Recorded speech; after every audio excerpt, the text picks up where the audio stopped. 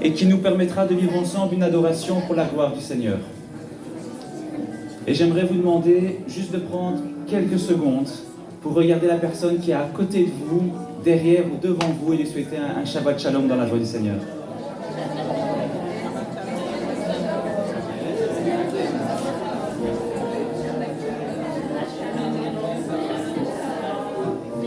On est heureux d'être ensemble, on est heureux d'être là, on est heureux d'avoir parcouru une semaine peut-être un peu compliquée, mais de pouvoir dire maintenant je prends un temps béni avec mes frères et sœurs en Christ et avec notre Dieu.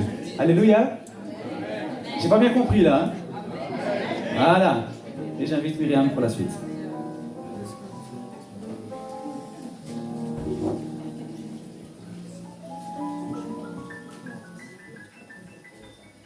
Psaume de David, psaume 36, du verset 6 à 10. Éternel, ta bonté s'élève jusqu'au ciel, ta fidélité atteint les nuages. Ta justice est aussi haute que les montagnes de Dieu. Tes jugements sont profonds comme le grand océan. Éternel, tu secours les hommes et les bêtes. Combien ta bonté est précieuse, ô Dieu. À l'ombre de tes ailes, les hommes cherchent un refuge. Ils se rassasient de l'abondance de ta maison et tu les fais boire au torrent de tes délices. Car c'est auprès de toi qu'est la source de la vie. Et c'est par ta lumière que nous voyons la lumière. Amen.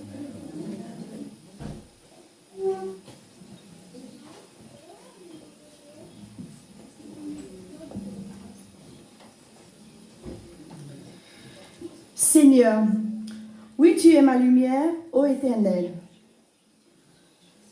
Éternel, éclaire mes ténèbres, suis dans la lumière. C'est alors toi, Seigneur, qui es ma lampe. Toi, Seigneur Dieu, tu offres un trésor d'évangile. Tu déposes en nous un don unique, celui d'être porteur de ta vie. Mais pour qu'il soit évident que les rayonnements viennent de toi, et non pas de nous, tu as déposé ce don irremplaçable dans des vases d'argile, dans des cœurs pauvres. Tu viens prendre place dans la fragilité de nos êtres, là et non par ailleurs. Alors, sans que nous sachions comment, tu fais de nous si démunis et vulnérables, les rayonnements de ta présence parmi les humains. Merci.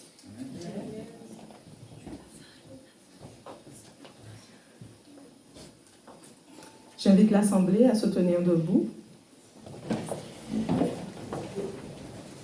Nous aurons une courte prière. Seigneur notre Dieu, gloire à ton saint grand nom en ce matin. Nous t'invitons à prendre place auprès de nous. Que ton Saint-Esprit soit dans nos cœurs et qu'il puisse guider lui-même ce programme à ta gloire. Au nom de Jésus. Amen. Amen. Vous pouvez vous asseoir. J'invite Timé.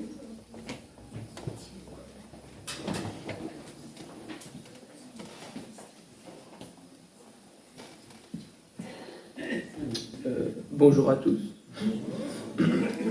Donc je vais vous lire le psaume 119, versets 105 et 130.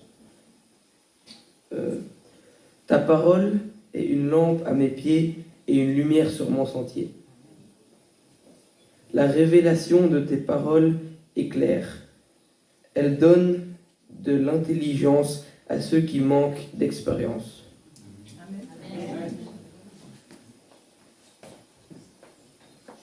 Je vous invite maintenant à prêter une oreille attentive à deux chants qui vont suivre. Lumière du monde et ensuite Ma petite lumière. Donc j'invite les jeunes, les enfants à prendre place.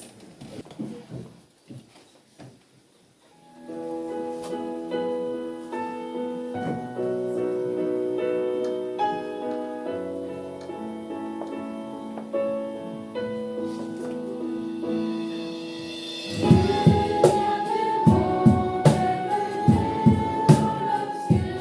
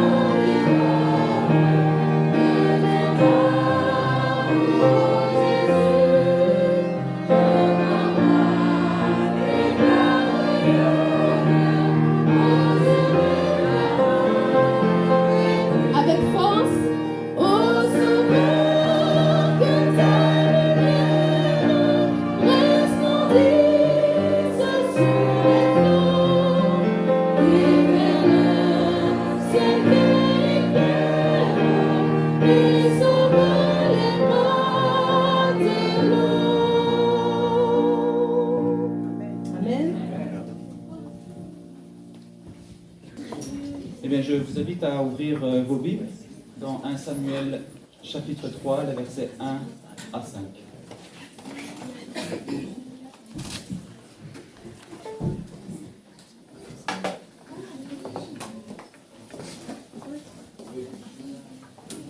Le jeune Samuel était au service de l'Éternel devant Élie. La parole de l'Éternel était rare à cette époque. Les visions n'étaient pas fréquentes. Un jour, Élie, dont la vue commençait à faiblir et qui ne pouvait plus bien voir, était couché à sa place habituelle. La lampe de Dieu n'était pas encore éteinte et Samuel était couché dans le temple de l'Éternel, où se trouvait l'arche de Dieu. Alors l'Éternel appela Samuel et répondit, « Me voici ». Courut vers Élie et dit, « Me voici car tu m'as appelé. » Et Élie répondit, « Non, je ne t'ai pas appelé, retourne te coucher. » Et Samuel alla se coucher. Amen.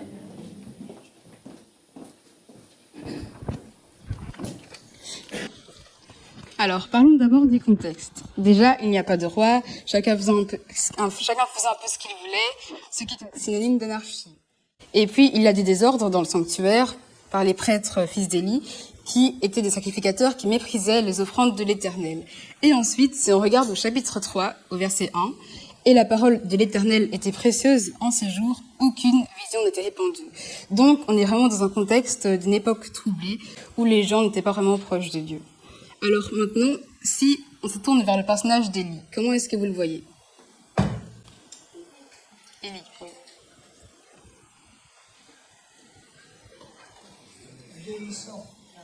Oui. Quelqu'un d'autre? Fatigué, oui. Oui, je sais pas qui parle, mais... Oui. Personne d'autre? Non. Alors Élie, il a la vue qui baisse, il ne sait plus très bien voir, il est couché, immobile, dépendant, on pourrait même dire qu'il est passif. D'ailleurs, au verset 9 du chapitre 1, Élie est assis près du poteau du sanctuaire. Donc, il n'est pas en train d'exercer une fonction pour le Seigneur, non, il est assis, donc il est passif. Et plus tard, un prophète va annoncer le malheur contre la maison d'Élie parce qu'il y a trop de péchés. Alors, ce qu'on peut conclure sur Élie, c'est que Élie n'a pas de vue, ni de vie spirituelle, et on peut en déduire que c'est pour ça que, contrairement à Samuel, il n'a pas eu de révélation de Dieu. Et Élie, il n'est pas dans le sanctuaire parce que Samuel, qui est lui dans le sanctuaire, il court jusqu'à Élie. Ça veut dire qu'il n'est pas dans le sanctuaire et qu'il a donc une distance avec Dieu. Alors maintenant, si on se tourne vers le personnage de Samuel, comment est-ce que vous le voyez? Oui. Vigoureux, oui. Oui. Obéissant. Oui aussi. Qui a envie d'apprendre. Oui. Alors Samuel, il sert Dieu. En hébreu, le terme pour servir Dieu, il veut dire réaliser un ministère généralement cultuel au sanctuaire. Donc Samuel, il est actif. Il vit aussi, comme Élie, dans une époque sans vision de Dieu, et pourtant, lui, il va recevoir une révélation de Dieu. Plus tard, il sera même appelé le voyant, si vous regardez dans 1 Samuel 9, verset 9. Alors Dieu appelle Samuel, et Samuel, il va répondre. Samuel qui était couché, il va se précipiter quand il va entendre la voix de Dieu. Donc, encore une fois, il est actif. Alors Samuel, contrairement à Élie, on peut en conclure qu'il a une vue et une vie spirituelle et il est couché dans le sanctuaire. Donc, contrairement à Élie, il est proche de Dieu. Alors maintenant, si on se focalise sur Samuel, on peut dire qu'il évolue bien malgré le trouble général. Et ça, on peut le voir au verset 21 du chapitre 2 de 1 Samuel. Quant au jeune Samuel, il grandissait devant l'Éternel. Au verset 26, le jeune Samuel continuait à grandir et il était agréable aussi bien à l'Éternel qu'aux hommes. Donc Samuel, on peut dire qu'il évoluait bien malgré le trouble général de l'époque. Alors pourquoi? Parce que lui, il dort dans un lieu spécial, là où est l'arche de Dieu. Il se ressource dans l'intimité, dans le cœur de Dieu. Alors il dort et pourtant la lampe de Dieu n'est pas encore éteinte. Ce qui est bizarre parce que nous, quand on veut dormir, on ne va pas allumer la lumière, on va l'éteindre. Alors lui, on peut dire qu'il cherchait la lumière et donc la présence de Dieu. Pourquoi? Eh bien, j'apprends le néerlandais depuis quelques temps et avant j'étais étrangère à cette langue parce que je ne connaissais rien. Et après j'ai continué à apprendre un peu cette langue et plus j'apprenais, plus je voulais en apprendre davantage sur cette langue. Eh bien, c'est un peu comme Samuel. Samuel au début, il ne connaissait pas très bien Dieu et après, en vivant dans le sanctuaire, il est devenu il a voulu apprendre un peu plus sur Dieu et se rapprocher de Dieu.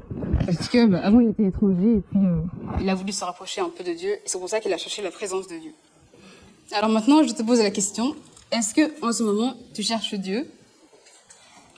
Est-ce qu'aujourd'hui tu te sens dans la nuit parce que tu ne sais pas comment iront tes examens, tu t'inquiètes pour l'avenir de tes enfants, de tes petits-enfants, tu ne sais pas comment finir le mois, tu te sens que tu n'es pas suffisamment proche de Dieu? Alors si c'est le cas, je t'invite à faire comme Samuel et à chercher la lumière. Parce que plus tu passes du temps avec la lumière, et plus tu pourras voir et briller cette lumière. Il y a 2 semaines, un ex-prisonnier qui est venu voir, il s'appelle Serge Thierry, et il est venu nous voir dans notre classe à l'école, et il a fait 27 ans de prison. Pourquoi? Parce qu'il a volé et il a fait plusieurs évasions avec violence, il a tiré sur des gens, une personne est morte, et pour passer le temps en prison, il a appris à jouer de la guitare. Il a joué de la guitare et un jour, lorsqu'il jouait de la guitare, une aumônière est venue toquer à sa porte. Là, il s'est dit déjà, c'est bizarre, en prison, on ne toque pas aux portes, ok. Et donc, il a laissé entrer cette personne. Et en fait, elle voulait qu'il joue à la chapelle de la prison parce qu'elle trouvait qu'il jouait très bien. Et au début, il voulait pas trop parce que il est pas très chrétien, il aime pas trop tout ce qui est chrétien. Mais en même temps, il voulait la remercier parce que elle l'a traité avec respect alors que c'est juste un prisonnier. Et donc il a accepté. Et le jour où il a joué de la guitare à la chapelle de la prison, il a voulu changer parce qu'il a vu tous les gens qui l'ont regardé avec beaucoup de respect alors que c'est juste un prisonnier. Et donc il s'est dit je vais vraiment changer, être une nouvelle personne. Et c'est ce qu'il a fait après. Quand il est sorti de prison, il a fondé une ASBL contre l'exclusion des personnes handicapées. Et maintenant, il sensibilise aussi les jeunes au danger de la délinquance. Et donc, il a vraiment changé, il a trouvé la lumière. Alors nous aussi, nous pouvons trouver la lumière comme lui. Alors, laisse ta lampe allumée quand tu dors.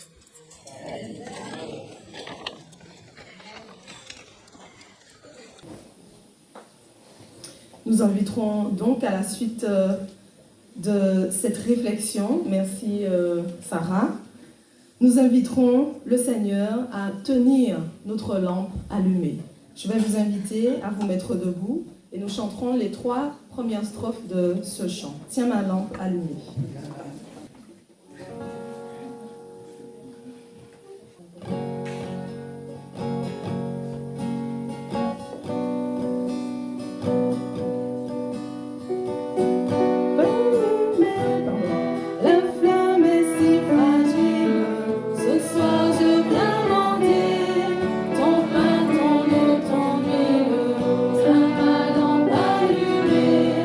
Jusqu'à ton domicile, toi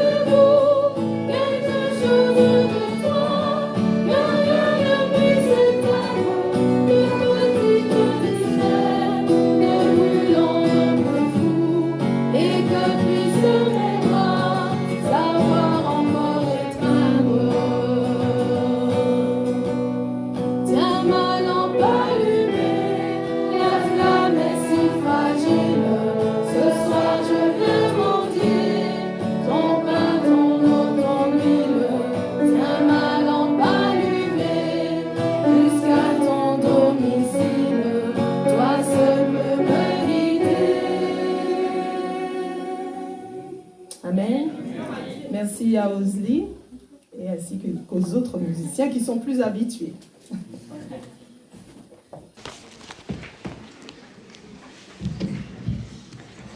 Est-ce qu'il y a quelqu'un qui connaît Will Smith?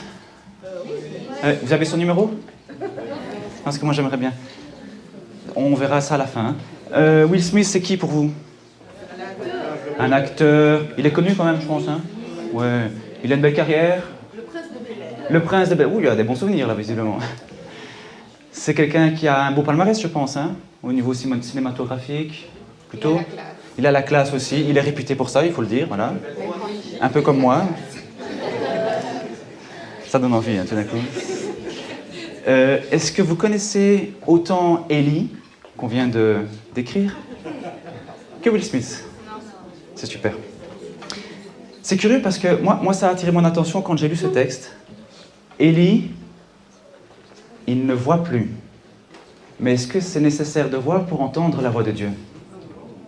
Et pourtant, Dieu passe par qui? Par Samuel. Ça vous interpelle pas, ça? C'est bizarre quand même. Et c'est qui Samuel? Un gamin? Un enfant qui a été consacré. Ah, il y a déjà des restrictions, des précisions, ça a du poids tout d'un coup. Mais quand on regarde quand même, c'est un enfant, c'est un gamin, je veux dire, c'est quelqu'un d'incompétent, c'est pas quelqu'un qu'on va lui donner des tâches à réaliser déjà maintenant en tant qu'adulte dans le sanctuaire. D'autant que le sanctuaire s'est réservé à qui? Aux Lévites. Il n'est pas Lévite, ce gars-là. Il n'est pas issu de cette tribu. Qu'est-ce qu'il vient faire là? Il n'a rien à faire là-bas.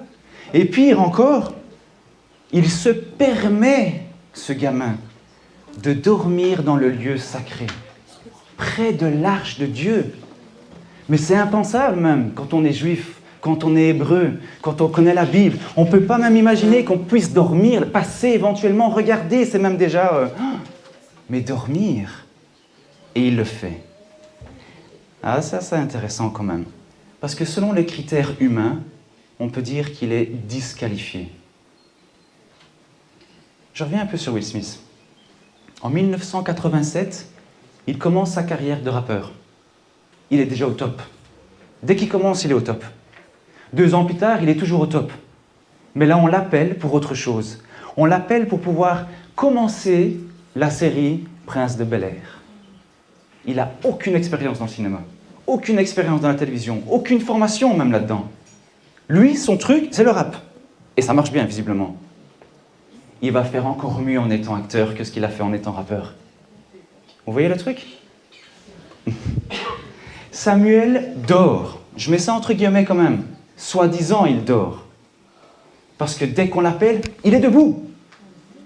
Je sais pas, moi quand j'étais gamin, que je dormais, aujourd'hui c'est différent. Mais à l'époque, quand je dormais, c'était une brique. Hein. Tu peux me secouer dans toutes les positions, je dors. Lui, visiblement, il n'est pas très intéressé par le sommeil. Il est là pour passer la nuit, c'est vrai. Il est couché, c'est vrai. Mais il ne dort pas. Il attend quelque chose, il espère quelque chose. Un appel, il souhaite, il aspire à cet appel. Et Dieu le voit, Dieu le sent, Dieu le sait. Et Dieu fait quoi? Dieu, il appelle. Ça aussi, ça m'a interpellé. Si Élie ne voit plus, ça veut dire qu'il n'est plus en mesure de pouvoir réaliser sa tâche de grand prêtre normalement, puisqu'il n'est plus capable de voir. Et pourtant, Élie continue à porter cette tunique qu'on appelle éphod en tant que prêtre. Il la porte, mais c'est juste un costume, un peignoir. Et avec ça, il fait quoi? Il déambule en attendant que quelqu'un lui donne à manger. Je suis désolé, mais c'est un peu la caricature de Élie qui est faite là. Et je me pose la question que je partage avec vous. Est-ce que je ne suis pas moi-même en train de porter comme Élie cet éphod, là, cette tunique, alors que finalement, ça ne me sert pas à grand-chose, mais je m'attache à ces choses importantes, là, hein, soi-disant importantes. J'ai un diplôme, mais j'ai pas mes formations. Hein, et master en théologie, les gars. Et quand j'aurai le doctorat, ce sera encore au-dessus. Hein. J'ai un compte en banque, je me sens bien. Moi, j'ai une voiture, j'en ai même 3 peut-être. J'ai une belle maison. Moi, j'ai des fonctions à l'église. Hein. Je suis diacre, je suis ancien, je suis... Voilà. Ok? J'ai un niveau. Est-ce que ça compte pour Dieu? Qu'est-ce que ça change si, quand tu as cette fonction-là, ce titre-là, ce diplôme-là, tu n'en fais rien avec? pour Dieu. Vous voyez la différence? J'aimerais que Dieu ne puisse pas nous reprocher à nous lorsqu'on le croisera au ciel. Toi, tu portais l'éphod, non? Qu'est-ce que tu as fait avec cet éphod? En fait, on remarque dans le chapitre 2, déjà avant que Dieu l'appelle, au verset 18, que Samuel portait déjà l'éphod. C'était réservé pour les Lévites, pour les prêtres, mais lui le portait déjà en étant enfant. Donc il était déjà, comme tu l'as dit, consacré. Il était déjà dans une voie de pouvoir atteindre, toucher quelque chose de spécial par rapport à son Dieu. Et ce n'était pas un problème pour lui de servir Dieu, même s'il n'avait pas tout ce qu'il devait, entre guillemets, avoir avant de pouvoir le faire. Pour Dieu non plus, visiblement, ce n'était pas un problème, puisqu'il passe par ce canal-là pour pouvoir utiliser, toucher des personnes, révéler des choses. Et peut-être même mieux qu'il sert davantage, et mieux que les personnes qui étaient censées le faire à sa place. Parfois, l'élève dépasse le maître. Et j'aimerais qu'on puisse se réjouir quand on voit nos jeunes qui s'impliquent, quand on voit des personnes qui n'ont pas l'habitude de toucher à des choses dans notre Église et qui le font tout d'un coup, même s'ils dépassent ce que nous avons comme compétences. Applaudissons, bénissons ces ministères, parce que nous sommes tous gagnants à travers ça. Tu veux peut-être te donner des excuses? Je connais déjà la chanson. Moi aussi, je la chante tous les matins. Je ne suis pas assez grand, je ne suis pas assez petit. J'ai pas assez de niveau d'études. Je dois encore finir mes études, là, c'est pour certains ça maintenant. Après, on verra, là, je pourrais peut-être m'engager, m'impliquer. Seigneur, tu sais, hein, j'ai pas assez de qualité. J'attendrai d'être parfait. Là, ça va, ou presque. Quand je sentirai le petit déclic, là, maintenant, je arrive dans un seuil, 98% de perfection, ça va. Est-ce que Dieu fonctionne comme ça? Samuel n'a pas attendu quoi que ce soit. Il était déjà en train de servir. Et c'est parce qu'il sert qu'il devient quelque chose. Alors oui, si tu te sens indigne et incompétent, si tu penses que tu n'es pas né dans la bonne famille, je dis tant mieux. Parce que c'est justement maintenant que le Seigneur peut t'utiliser pour que tu sois une lumière comme ton Dieu est aussi une lumière. Amen. Ta situation personnelle ne doit pas être un frein pour ton implication, pour ton engagement auprès du Seigneur. Est-ce que tu dois attendre d'être quelqu'un d'important? Non. En fait, non. Et j'aimerais vous lancer ce slogan. Quand tu te vois proche de la lumière, ne dors pas. Ne dors pas quand tu es proche de la lumière. Ne dors pas quand tu es... Ouh là là! Ne dors pas quand... Voilà! La lumière brille, mes amis. On a un Dieu qui brille, qui nous irradie de ses rayons. Je ne sais pas si vous le sentez. Il nous aime d'un amour incommensurable. Il nous parle à chacun, cœur à cœur. Il attend qu'une chose, c'est comme une relation d'amour, mieux que ce qu'on peut connaître avec une femme ou un homme. C'est plus beau que tout. Aucune trahison, aucune déception, aucune infidélité. On peut compter sur lui jour et nuit. Justement, dans la nuit, une lumière brille. Elle t'attire. Tu sens ton Dieu qui te parle dans ton cœur. Tu sens ce cœur qui bat pour lui. Si tu n'es pas encore engagé pour ton Dieu, si tu n'as pas encore choisi publiquement de te vouer, de vouer ta vie pour lui, c'est peut-être le moment aujourd'hui. Le Seigneur t'appelle. Si tu entends sa voix, si tu n'es pas encore passé par les eaux du baptême, ma sœur, mon frère, lève-toi. Lève-toi pour ton Dieu. Qu'on puisse prier ensemble pour toi. Ton Dieu t'appelle. Est-ce qu'il y a un frère ou une sœur qui est touché par le Seigneur ce matin, qui voudrait juste se manifester en se levant et on va juste prier pour lui? Ton Dieu t'appelle. Il t'aime. Il compte sur toi. Il n'attend que ça. Je vois qu'il y a des mains qui se lèvent. Des mains de ceux qui veulent peut-être se réengager avec le Seigneur. Dire oui Seigneur, je suis là avec toi.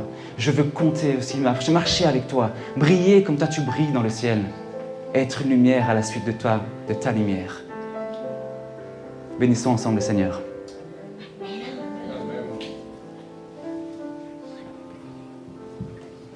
J'aimerais vous inviter maintenant à un moment de prière. Je vous invite à vous lever pour ça.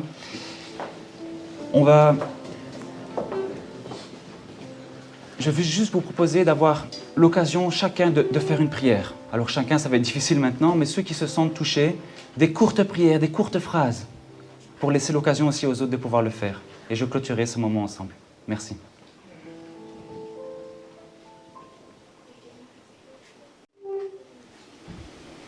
Seigneur, notre Dieu, nous voulons te remercier pour ton sang, pour Jésus qui est mort pour nous. Parce que tu nous dis dans le lavement des pieds ou la communion, toutes les fois que vous allez faire cela, vous annoncez la mort du Seigneur jusqu'à ce qu'il vienne. Merci d'être venu pour nous donner la vie éternelle. D'abord pour le pardon et pour la vie éternelle. Là, nous serons une lumière auprès de toi, Seigneur, et ce sera beau. Merci, mon Dieu. Merci, Seigneur, au nom de Jésus. Amen. Notre Dieu, notre Père, que ta lumière brille dans nos cœurs, aujourd'hui et pour toujours. Au nom de notre Fils Jésus-Christ. Amen. Père éternel, laisse que ta lumière continue à briller sur nos enfants comme aujourd'hui et éternellement. Amen. Amen. Éternel, merci de nous avoir arrachés du monde des ténèbres et de nous avoir amenés un jour à la lumière. Gloire à toi pour ça. Amen. Amen. Et Seigneur, que cette lumière que tu places dans nos cœurs puisse se refléter dans nos familles, dans notre Église et à travers le monde, dans le nom de Jésus. Amen. Seigneur, puisses-tu fortifier cette lumière que nous avons en nous, la raviver, Seigneur, et la rendre plus forte. Amen. Amen. Merci Seigneur, toi notre lumière, pour ce que tu nous apportes, pour cet éclairage que tu nous donnes, matin après matin, et même dans la nuit. Que nous puissions nous rapprocher de cette lumière que tu es, et en retirer des bénéfices non seulement pour nous, mais aussi pour pouvoir éclairer autour de nous. Nous t'en prions au nom du Christ. Amen. Amen. Je vous invite à vous asseoir. Nous aurons l'occasion maintenant de montrer notre reconnaissance à notre Dieu à travers les offrandes, les dîmes que nous avons apportées. J'invite donc Julie ainsi que Zairan et Azriel à venir pour pouvoir passer dans les rangs.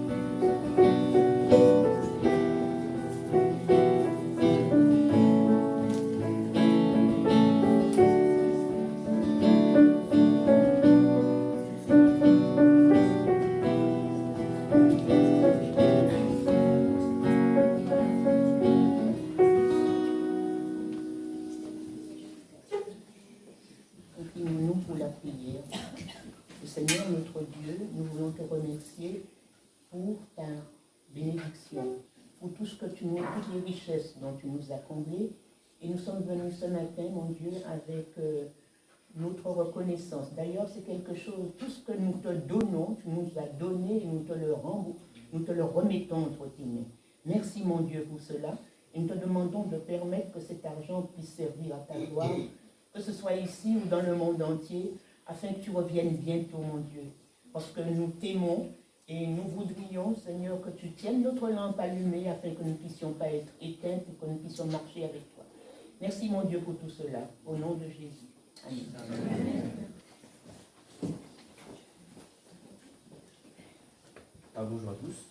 Je vais vous lire Ésaïe 9 et Ésaïe 60. Le peuple qui marchait dans les ténèbres a vu une grande lumière.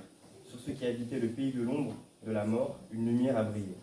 Tu rends la nation nombreuse, tu augmentes sa joie, elle se réjouit devant toi, comme on le fait lors de la moisson, comme on jubile au partage du butin. Lève-toi, brille, car ta lumière arrive, et la gloire de l'Éternel se lève sur toi. Certes, les ténèbres recouvrent la terre et l'obscurité profonde enveloppe les peuples, mais sur toi l'Éternel se lèvera. Sur toi sa gloire apparaîtra, des nations marcheront à ta lumière, et des rois à la clarté de ton aurore.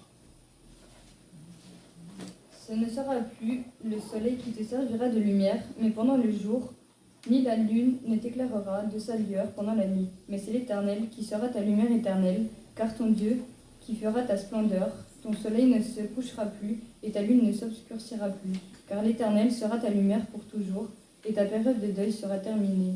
Ton peuple ne sera plus composé que de justes, et ils hériteront pour toujours de la terre, eux le rejeton planté par moi, le produit de mes mains destiné à manifester ma splendeur.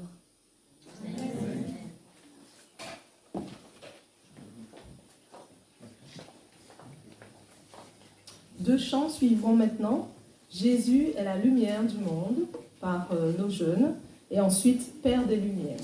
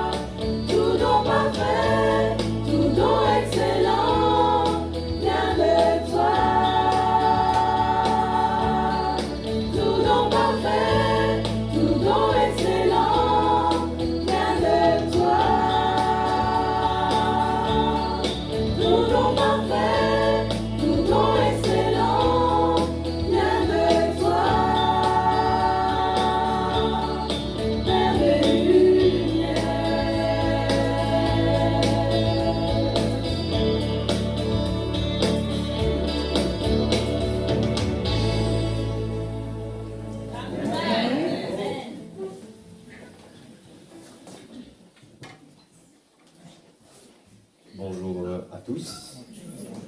Je vais vous lire un petit texte biblique. Voici les messages que nous avons entendus de lui et que nous vous annonçons. Dieu est lumière et il n'y a pas de ténèbres en lui. Si nous disons que nous sommes en communion avec lui tout en marchant dans les ténèbres, nous mentons et nous ne mettons pas la vérité en pratique. Mais si nous marchons dans la lumière, tout comme Dieu lui-même est dans la lumière, nous sommes en communion les uns avec les autres, et le sang de Jésus-Christ, son Fils, nous purifie de tout péché. Celui qui aime son frère reste dans la lumière, et il n'y a en lui rien qui puisse le faire trébucher. En revanche, celui qui déteste son frère est dans les ténèbres. Il marche dans les ténèbres sans savoir où il va, parce que les ténèbres ont aveuglé ses yeux. Vous, au contraire, vous êtes une race élue, un sacerdoce royal, une nation sainte, un peuple acquis, afin que vous annonciez les vertus de celui qui vous a appelé des ténèbres à son admirable lumière. Amen.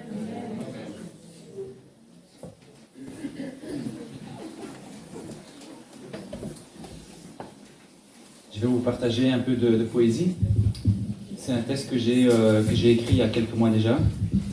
J'ai été porté par une personne en particulier, en tout cas inspirée de sa vie, une personne qui a vécu de très longtemps dans sa vie dans les ténèbres, et puis après qui a connu l'admirable lumière du Seigneur.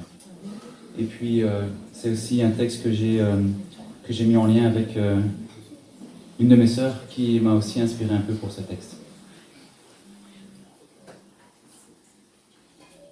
Je l'ai intitulé Lux Vitae, c'est-à-dire la lumière de la vie.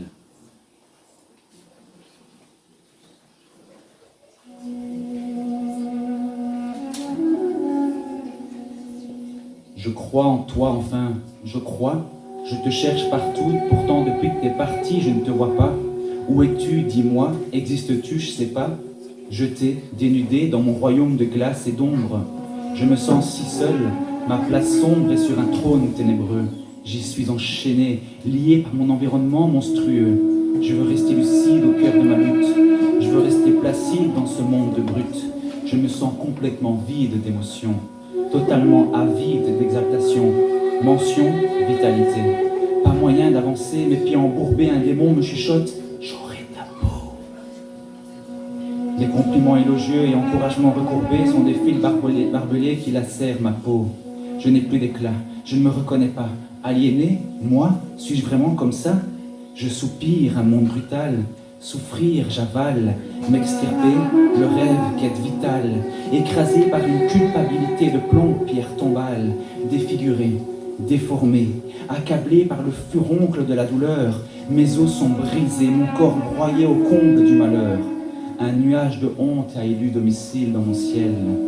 Mon cœur est déchiqueté par la colère, mon âme est rongée par la haine, mon esprit est esclave de la terreur.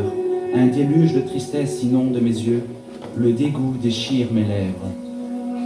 Si j'arrive à ouvrir la bouche, je vomis ma souffrance. Je suis forcé de danser avec les démons en transe. J'ai été déraciné au champ de la vie. À ton avis, j'ai rien demandé, j'en avais pas envie. Qui suis-je? Victime innocente, méprisée, asservie.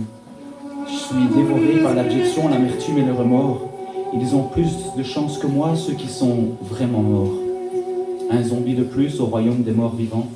J'ai été précipité dans l'antre du diable tentant, agrippé par l'autre, le déchu serpentant, ensorcelé, perdu et désœuvré, ma sueur couleur sang, possédé par les griffes de l'enfer irritant. Je ne l'ai pas choisi, ce trône opaque, je ne suis qu'un simple héritant. Je lève la tête dans ma nuit noire et je te vois enfin, ma lune, inspirant. Lorsque je veux contempler ton sourire, ce nuage de honte te cache, me fâche, ça gâche ton brillant. L'obscurité règne à nouveau, les ténèbres m'enveloppant de leurs bras gluants. Le temps s'étend longuement dans ce face-à-face infâme avec Satan. On s'attend à un mieux, mais c'est plus occulte qu'avant. Te revoir, espoir transcendant. Soudain, une étincelle jaillit dans mon ciel obscur, rayonnement. Le temps d'un souffle, après la salutaire apparition, disparition, déception d'un abandon, belle étincelle, étincelle de joie, étincelle de paix, étincelle de vie, étincelle chérie, étincelle qui m'enfonce de pluie. Étreins-moi ici, me rapprocher, oui, te capturer. L'indomptable est insaisissable, c'est mon univers, mais j'attise ma convoitise, ta lueur. Dans mon hiver, je t'ai senti, lumière vive et si courte, douce chaleur. J'en veux encore, où te caches-tu? Je détale des embûches, je m'emballe, je trébuche. Je le sais, désormais tu existes. Il fait si noir et si froid dans mes catacombes infernales en descente. J'angoisse, j'ai si peur de me voir avec mes plaies purulentes. Le chaos est mon décor de fête chaque jour, c'est mon horaire sans aurore. Ancré dans un cauchemar insupportable, blafard, je suis un taulard épouvantable, l'horreur. Empoisonné par l'obscurité qui distille souffrance et détresse. Attaché à la mort dans ce monde hostile, SOS caresse. Rassemblant mon peu d'énergie, je tente de reproduire cette lumière. hallucination, essai synthétique et factice, effort éphémère. Quand alors? Quand? Quel est le moment propice? Pour te revoir briller, je suis prêt à tant de sacrifices. Dois-je encore souffrir pour te goûter? Combien de douleurs, de pus, de sueur, de sang, de stupeur, de larmes, de fureur et de cris? Je ne suis plus moi-même. Je ne suis que l'ombre d'un martyr. Je tremble, je frissonne, je suis en manque, tu me manques. Partir. Dans mon cauchemar et dans mon combat, acharné entre doute et espoir, je ferme les yeux, épuisé. Dans tes rayons lumineux, croire, ferme, j'aspire à puiser. Je ferme mes yeux et je te vois enfin, chère lumière. Derrière mes rideaux, je te vois.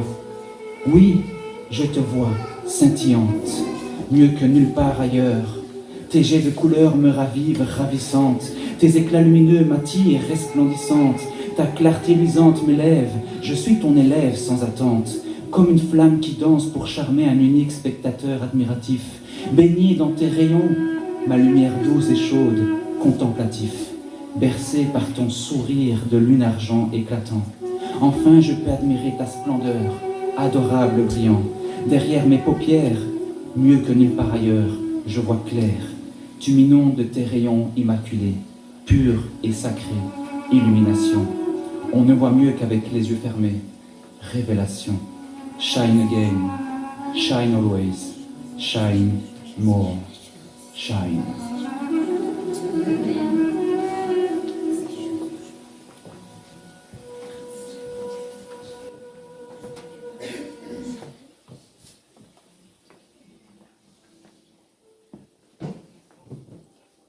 Alors, Jean 8, verset 12, Jésus dit, « Moi, je suis la lumière du monde.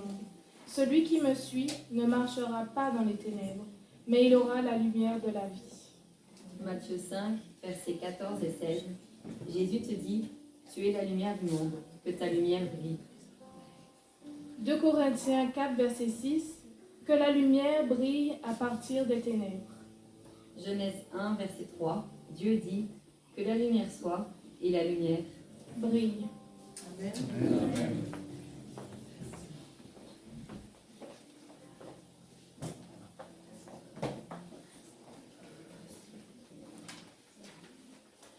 Les enfants auront maintenant à nous chanter « Je suis la lumière, a dit le Seigneur ». Et après quoi, ce sera l'Assemblée qui chantera à nouveau « Christ est la lumière du monde ».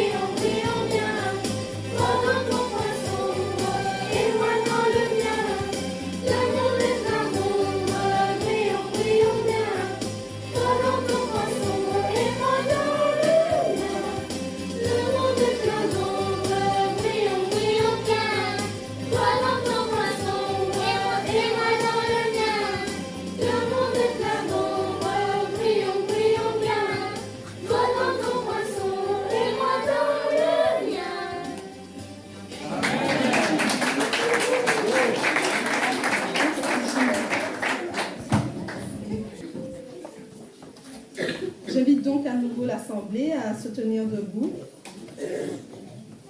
pour chanter ce chant « Christ est la lumière du monde ».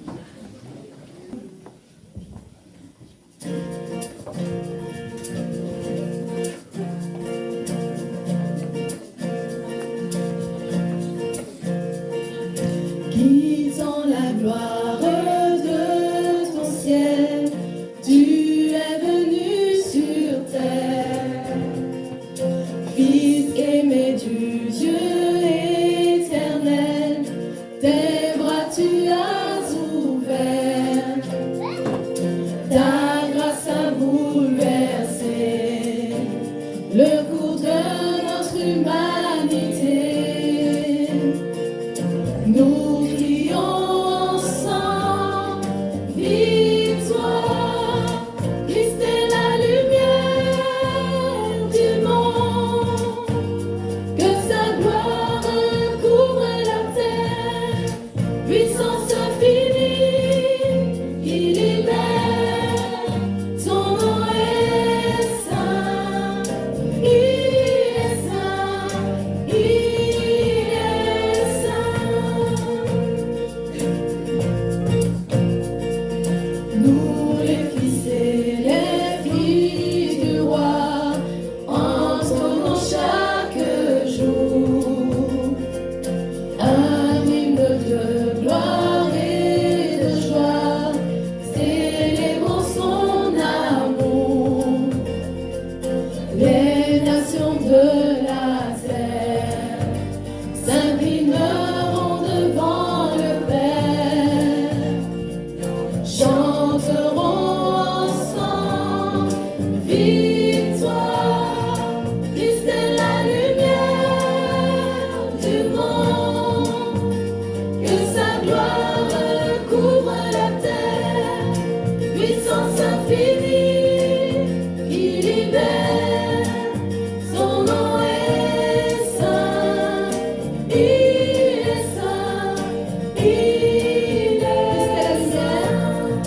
Christ est la lumière du monde, que sa gloire couvre la terre, puissance infinie, il libère, son nom est saint, son nom est saint, il est saint, il est saint,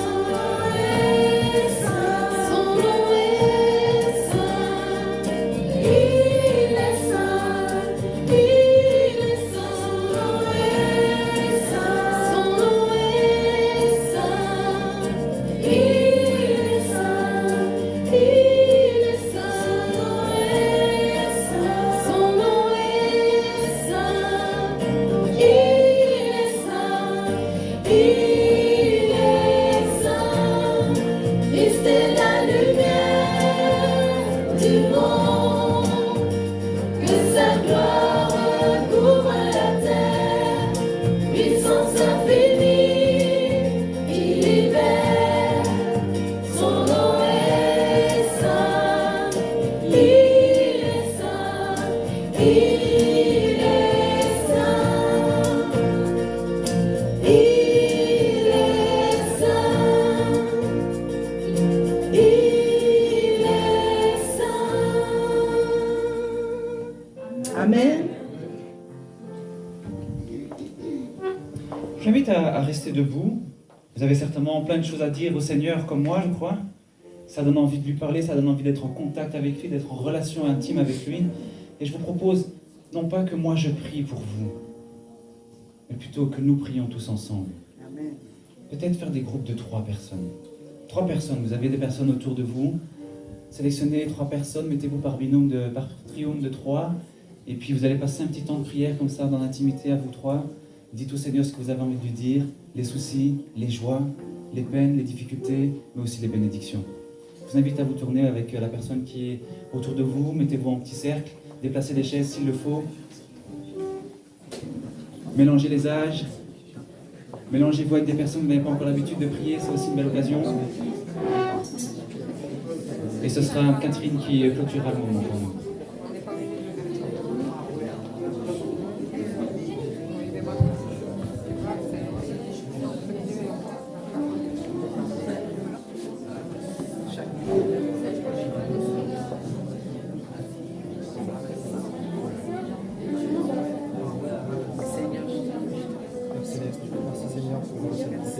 Merci pour ce miséricorde, merci que tu nous donnes la vie chaque jour. Nous te remercions aussi pour la force que tu déverses sur nous, pour la foi que tu nous donnes.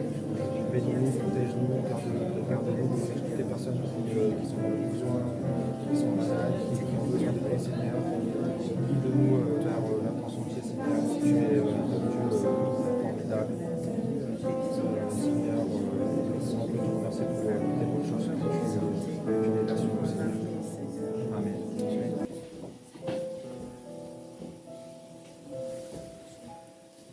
Seigneur, ta lumière est notre vie. Aujourd'hui encore, tu nous donnes-nous de l'apercevoir, de la recevoir, de la recueillir, même en petit éclat. Qu'elle nous soit comme une clarté qui en nous se lève et repousse nos obscurités. Donne-nous d'être aujourd'hui, les uns pour les autres, des reflets de ta lumière, toi qui tires de leur nuit les aveugles, de leur géole les captifs, de leur cachot les habitants de l'ombre. Dans le nom de Jésus-Christ, lumière, grâce et vérité. Amen. Amen.